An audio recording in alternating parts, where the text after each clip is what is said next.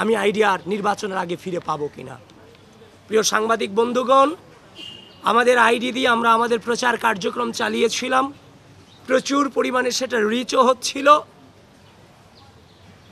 আমরা আমাদের এই ক্ষুদ্র জীবনে ছোট থেকে আজ পর্যন্ত যে লেভেলে এসেছি সে পর্যন্ত কোনোদিন কাউকে পেছন দিয়ে আঘাত করার চেষ্টা করিনি। আমরা যোগ্যতার বিপরীতে যোগ্যতা দিয়ে লড়াই করার চেষ্টা করেছি, অপসংস্কৃতির বিরুদ্ধে সুস্থ সংস্কৃতি দিয়ে লড়াই করার চেষ্টা চালিয়ে গিয়েছি। আজ আমরা দেখতে পেলাম নির্বাচনের আগের দিন রাজনৈতিকভাবে মোকাবেলা করতে ব্যর্থ হয়ে আমাদেরকে সাইবার অ্যাটাক করে আমাদের আইডিগুলোকে ডিসেবল করে দেওয়া হচ্ছে। প্রিয় সাংবাদিক বন্ধুগণ, এই ঢাকা বিশ্ববিদ্যালয় 5 আগস্ট পূর্ববর্তী সময়ে আমরা লড়াই সংগ্রাম চালিয়ে গেছি সকল রাজনৈতিক অপসংস্কৃতির বিরুদ্ধে।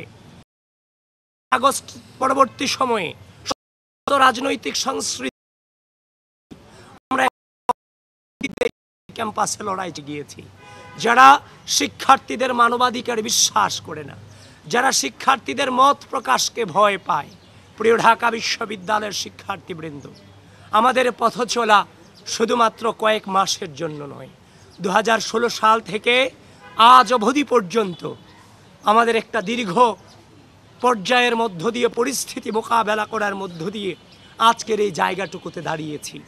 জীবনে কোনোদিন অন্যায়ের সাথে আপোষ করিনি, শিক্ষার্থীদের স্বার্থের প্রশ্নে আপোষ করিনি, বাংলাদেশের স্বাধীনতা সার্বভৌমত্বের প্রশ্নে আপোষ করিনি। আজকের এই দিনে আমার এই একটা প্রেস ব্রিফিং করা কোনোভাবেই কাম্য ছিল না এবং একদম অনাকাঙ্ক্ষিত ছিল। আগামীকাল নির্বাচন, আমার নির্বাচনী প্রক্রিয়া নিয়ে আমাদের ব্যস্ত থাকার কথা ছিল।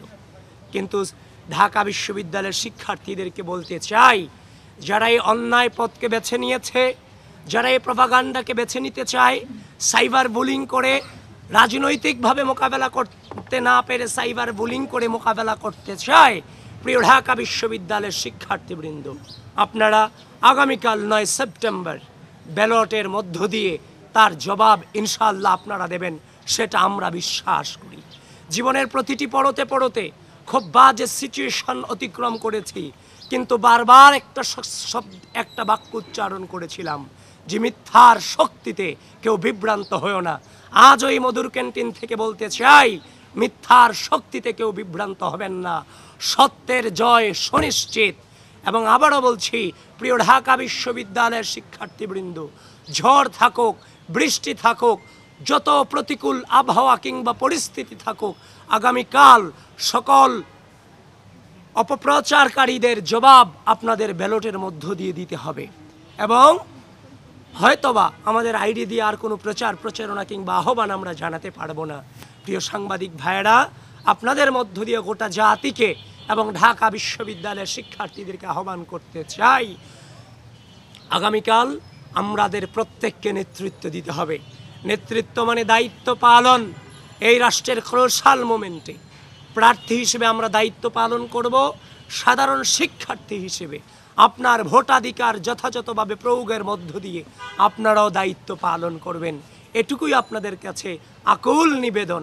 প্রত্যেকটা মুহূর্তে বাজে পরিস্থিতি অতিক্রম করেছি। স্বাধীন এই সার্বভৌম 5 আগস্ট পরবর্তী বাংলাদেশে আবারও সেই একই নোংরামির শিকার হতে হবে, সেটা সত্যিকার অর্থেই চরম বেদনাদায়ক।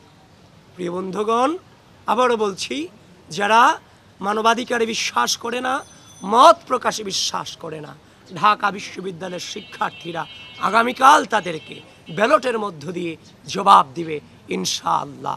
ধন্যবাদ সবাইকে। আবারও আপনাদের সাথে দেখা হবে। আমরা আমাদের যে কনসার্ন ছিল সেই কনসার্নটুকু আপনাদেরকে জানিয়ে গিয়েছি। আমরা বিশ্বাস করি বিশ্ববিদ্যালয় প্রশাসন, নির্বাচন কমিশন এবং রাষ্ট্র একযোগে নির্বাচনকে সুষ্ঠু করার জন্য কাজ করবে।